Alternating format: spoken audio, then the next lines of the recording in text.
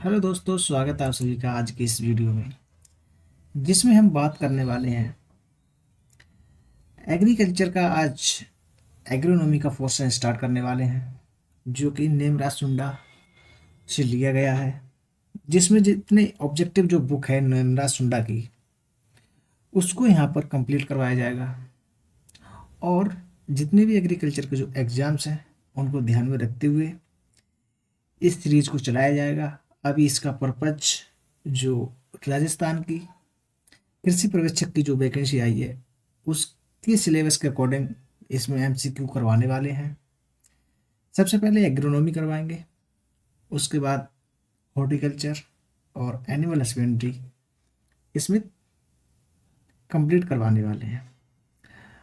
तो दोस्तों, वीडियो को आज स्टार्ट करते हैं और देखते हैं एग्रोनॉमी के जितने क्वेश्चन हम लोग डिस्कस करेंगे और प्रॉपर तरीके से उसको समझते चलेंगे। तो सबसे पहले बात करते हैं पहले क्वेश्चन के ऊपर। पहला क्वेश्चन है एग्रोनॉमी का, व्हीट प्रोटीन इज कॉल्ड, यानी कि जो गेहूं में प्रोटीन पाई जाती है उस प्रोटीन को क्या कहते हैं। नंबर ए पर जी, बी ऑप्शन है ग्लूटीन, और सी ऑप्शन है धुरीन, और डी ऑप्शन है टाइसिनिन। तो दोस्तों, इसका जो सही आंसर हो जाएगा ग्लूटीन। ग्लूटीन प्रोटीन जो होती है दोस्तों, ये गेहूं में पाई जाती है। जीन प्रोटीन मक्का में पाई जाती है। और उसी हिसाब से क्वेश्चनों को डिस्कस करेंगे और उनके साथ ही साथ देखते चलेंगे कौन सा ऑप्शन किस हिसाब से सुटेबल रहेगा। उसके बाद बात करते हैं सेकंड क्वेश्चन पे, botanical name of 6 row barley. जो बार्ले होता है, एक 2 रो बार्ले होता है, एक 6 रो बार्ले होता है। तो यहाँ पर पूछा गया है कि जो 6 रो बार्ले है, इसका बोटेनिकल नेम क्या है। ऑप्शन नंबर ए, ऑप्शन नंबर ए पे है हॉर्डियम वल्गेर, और ऑप्शन नंबर बी पे है हॉर्डियम डिस्टकन, और सी ऑप्शन है आपका हॉर्डियम इरेगुलर, और इस हिसाब से डी ऑप्शन इसमें दिया गया है नन ऑफ दिस। दोस्तों, बात करते हैं जो 6 रो बार्ले होता है, इसमें इसका जो ऑप्शन ए ऑप्शन बिल्कुल सही रहने वाला है, हॉर्डियम वल्गेर। क्वेश्चन नंबर 3 पे बात करते हैं, average seed rate of sugar cane in Rajasthan इस, इसका मतलब है जो राजस्थान में शुगर केन की बुवाई की जाती है तो उसका औसतन बीज दर कितना है, यहाँ पर बात की गई है। तो ए ऑप्शन है 40 से 50,000 sets per hectare, B option है 25 से 30,000 पर हेक्टेयर, और सी ऑप्शन है 20 से 25,000 सेट्स पर हेक्टेयर, और डी ऑप्शन है इसमें 10 से 15,000 सेट्स पर हेक्टेयर। तो अगर इसमें जो राजस्थान में शुगर केन का अगर एवरेज सीड रेट की बात की जाए तो इसमें ऑप्शन नंबर ए सही हो जाएगा, जो कि 40 से 50,000 सेट्स पर हेक्टेयर इसमें सुटेबल रहता है। उसी के बाद क्वेश्चन नंबर 4 पे बात करते हैं। क्वेश्चन नंबर 4 क्या कहता है, क्वेश्चन नंबर 4 कहता है, in India technology mission on oil seeds TMO was started in the year. जो इंडिया में टीएमओ कब स्टार्टेड हुआ था।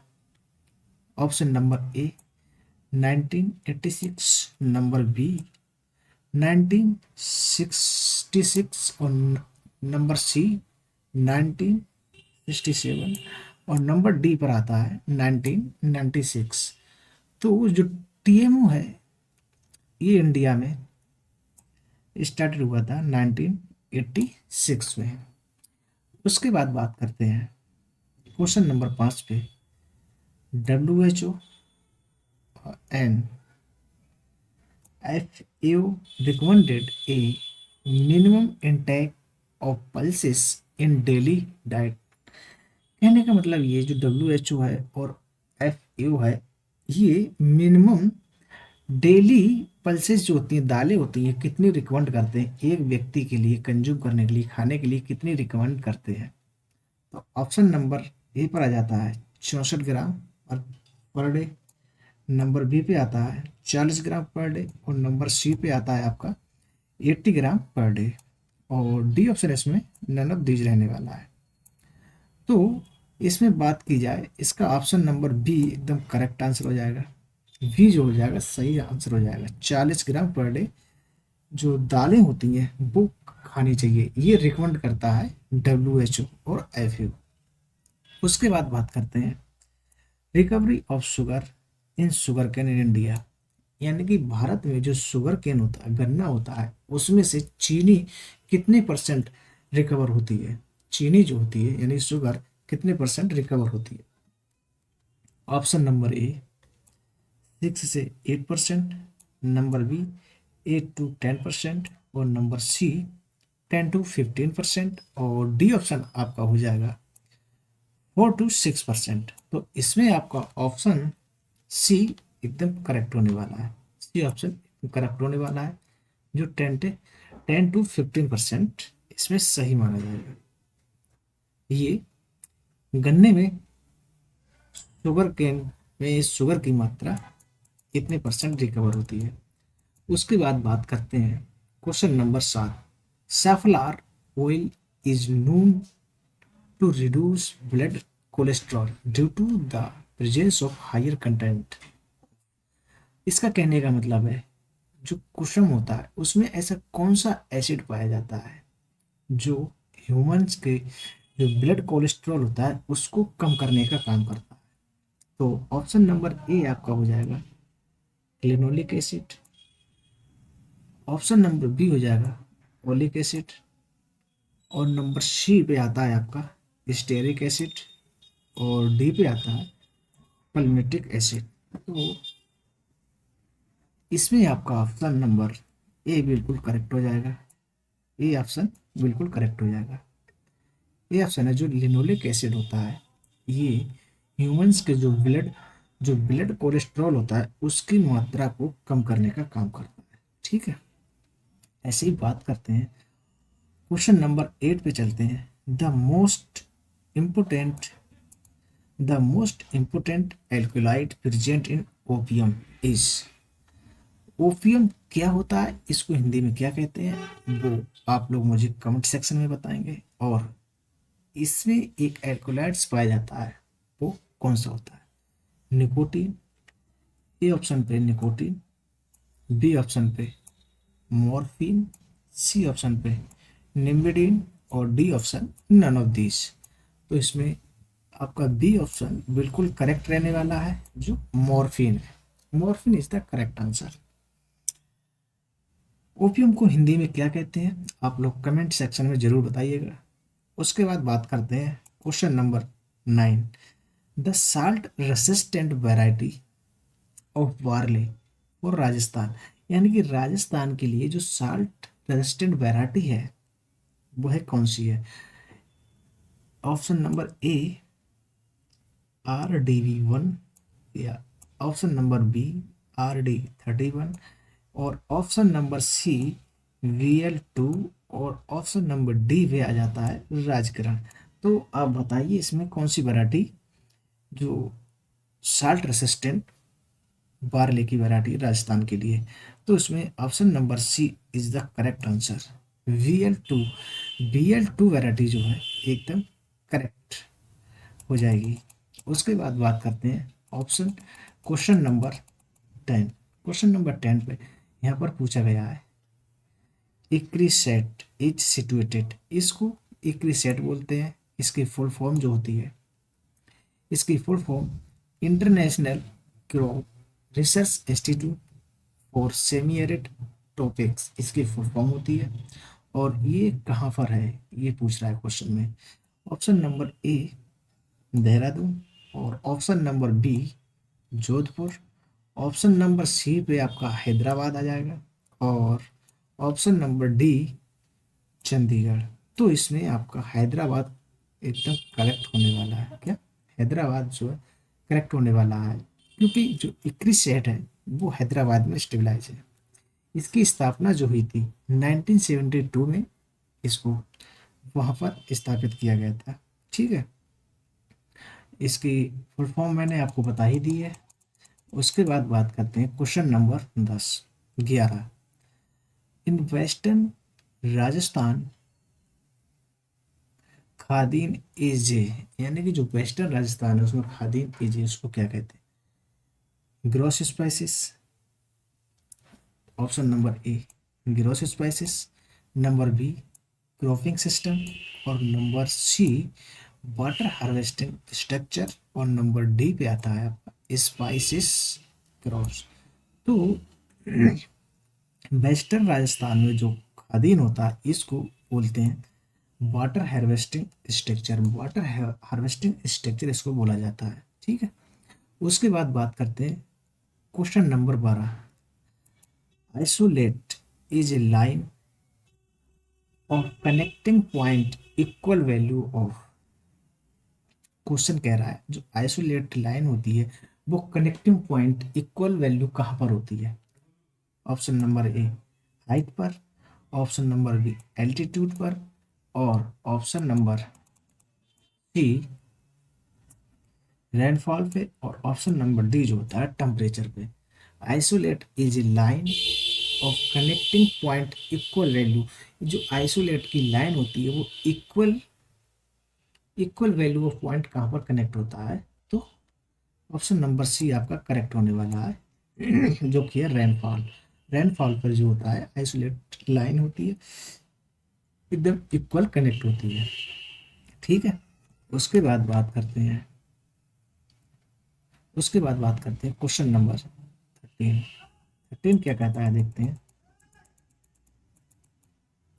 13 क्वेश्चन नंबर कहता है the period of short range weather forecasting. इसकी रेंज बता रहा है कि जो वेदर फोरकास्टिंग होता है, शॉर्ट रेंज वेदर फोरकास्टिंग होता है, वो कितने वीक का डाटा को कलेक्ट किया जाता है? और ऑप्शन नंबर ए 1 से 2 दिन का, और ऑप्शन नंबर बी 1 से 2 वीक्स का, ऑप्शन नंबर सी 4 वीक्स का, और ऑप्शन नंबर डी है 7 वीक्स का। तो इसमें जो शॉर्ट रेंज वेदर फोरकास्टिंग होती है वो 1 से 2 दिन की होती है। इसमें क्या होता है कि वेदर को एनालिसिस किया जाता है और उसमें देखा जाता है कि आज का मौसम कैसे होने वाला। जो शॉर्ट रेंज होता है, शॉर्ट रेंज में क्या होता है, इसमें वेदर को एनालिसिस किया जाता है और उसमें ये देखा जाता है कि आज का मौसम और कल का मौसम कैसा रहने वाला है, ये इसमें देखा जाता है। एक शॉर्ट रेंज वेदर फोरकास्टिंग होता है, ऐसे ही एक मीडियम रेंज वेदर फोरकास्टिंग होता है, एक लॉन्ग रेंज वेदर फोरकास्टिंग होता है। 3 होते हैं जिसमें से इसकी जो एक्यूरेसी होती है वो 70 से 80% तक देखी जाती है। शॉर्ट रेंज वेदर फोरकास्टिंग की जो एक्यूरेसी होती है देखी जाती है। बात करते हैं क्वेश्चन नंबर 14 पे, जिस देखते हैं wind velocity is measured by. इसमें कह रहा है जो विंड की वेलोसिटी है वो किससे मेजर की जाती है? ऑप्शन नंबर ए आ जाएगा विंड वेन से, ऑप्शन नंबर बी एनीमोमीटर से, और ऑप्शन नंबर सी पायरेलियोमीटर से, और उसी के साथ ऑप्शन नंबर डी पायरेनोमीटर। तो इसमें आपका ऑप्शन नंबर बी जो है एकदम बिल्कुल करेक्ट हो जाएगा। एनीमोमीटर से विंड की जो वेलोसिटी होती है वो मेजर की जाती है। ठीक है, उसके बाद बात करते हैं क्वेश्चन नंबर 15 पे। The monsoon which covers major parts of India is called. यानी कि भाई कौन सा मानसून है, भाई कौन सा मानसून है जो इंडिया को मेजर पार्ट कवर करता है? तो option number A south west monsoon, option number B north east monsoon, और नंबर सी पे विंटर मानसून, और नंबर डी पे आ जाएगा आपका वेस्टर्न डिस्टरबेंस। बात करते हैं जो सबसे ज़्यादा इंडिया में साउथ वेस्ट मानसून जो होता है वो सबसे ज़्यादा कवर करता है। ये मानसून केरल से स्टार्ट होता है, 1 जून से स्टार्ट होते हुए ये केरल में जब 1 जून को बारिश करता है। उसी के साथ साथ ये चलते हुए सितंबर अक्टूबर तक ये पूरे इंडिया में बारिश को करता है। और ये नॉर्थ ईस्ट मानसून जो होता है, नॉर्थ ईस्ट मानसून, ये आपका, जब साउथ वेस्ट मानसून जो होता है 70 से 75% तक, 80% तक बारिश जो होती है वो इसी मानसून से कवर हो जाती है। उसके बाद जो नॉर्थ ईस्ट मानसून होता है, इसमें जो केरल के नीचे एक तो स्टेट रह जाते हैं, जैसे कि आपका कर्नाटक और तमिलनाडु हो गया, उसमें ये बारिश करता है नॉर्थ ईस्ट मानसून से। उसके बाद में वेस्टर्न डिस्टर्बेंस ये दिसंबर के महीने में बारिश करता है। और उसके बाद इसमें आपका option number A is the correct answer हो जाएगा, south west monsoon. South west monsoon correct answer हो जाएगा। क्वेश्चन नंबर 16 पे देखते हैं, चीफ प्रोटीन ऑफ मेज। ये हमने अभी सबसे पहले जब क्लास स्टार्ट की थी, उसी में सबसे पहला क्वेश्चन जो था वो गेहूं का था कि गेहूं में कौन सी प्रोटीन पाई जाती है। लेकिन उसी में एक ऑप्शन था, मैंने आपको बताया था कि जो जीन होती है, जीन प्रोटीन आपकी मक्का में पाई जाती है ये, और आइजीन जो होती है आपकी धान में पाई जाती है। ठीक है। उसके बाद बात करते हैं question number 17, beta carotene is found in, यानी बीटा कैरोटीन है ये किस में पाई जाती है। ऑप्शन नंबर ए गेहूँ व्हीट में, ऑप्शन नंबर बी शुगर में, ऑप्शन नंबर सी एग यानी अंडे, और option number D green leafy vegetable. तो जो ग्रीन लीफी वेजिटेबल्स होती हैं, इसमें सबसे ज़्यादा विटामिन बीटा कैरोटीन्स पाई जाती हैं। और बीटा कैरोटीन्स जो ग्रीन लीफी वेजिटेबल्स हैं उसमें सबसे ज़्यादा आपको देखने के लिए मिलती हैं। उसके बाद बात करते हैं क्वेश्चन नंबर 18। क्वेश्चन नंबर क्या कहता है, chemical is use for imparting drop hardness. वो कौन सा केमिकल है जो ड्रॉप हार्डनेस का इम्पार्टिंग करता है, यूज किया जाता है। CaCl2 और HCl।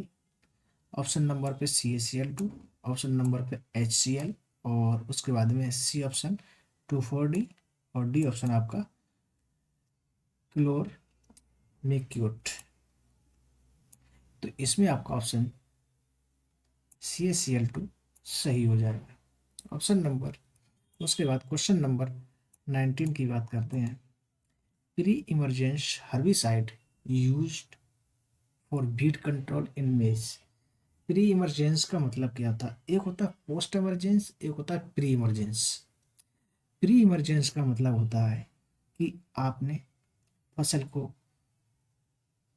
सोइंग कर दिया, आपने सीड को सोइंग कर दिया है, और आपकी जो फसल है वो जर्मिनेशन हो गया है उसका, और उसमें कल्ले भी निकल आए। उसी के साथ साथ आप देखते हैं कि कुछ बीड जम आते हैं, बीड जम आते हैं। बीड जमने से पहले जो हर्बिसाइड का यूज किया जाता है उसे प्री इमरजेंस बोलते हैं।